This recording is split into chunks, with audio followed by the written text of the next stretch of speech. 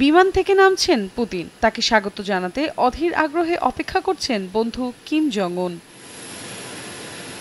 ২৪ বছর পর স্থানীয় সময় বুধবার রাত ২:৩০টার দিকে পিয়ংইয়ং এর বিমানবন্দরে পৌঁছান রুশ প্রেসিডেন্ট ভ্লাদিমির পুতিন। তাকে বহনকারী উড়োজাহাজ পাহারায় ছিল অন্তত একটি যুদ্ধবিমান। এ সময় পুতিনকে লাল গালিচা সংবর্ধনা দেন উত্তর কোরিয়ার সর্বোচ্চ নেতা কিম জং উন। এরপর তারা চলে যান হোটেলের দিকে।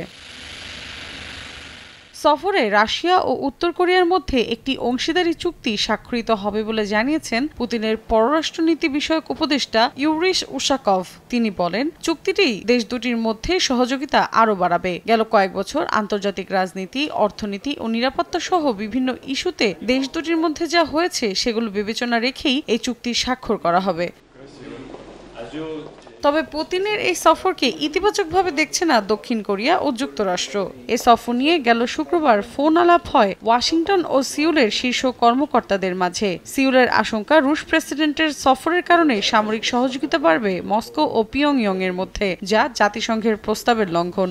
ওয়ালটন ফ্রিজ কিনে অনেকের মতো আপনিও হয়ে যেতে পারেন মিলেনিয়াল। সেরা পণ্যের সেরা অফার।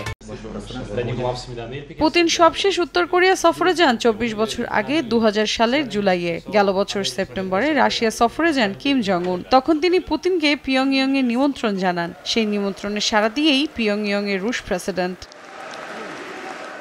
মৌসুমী সাথী, সময় সংবাদ।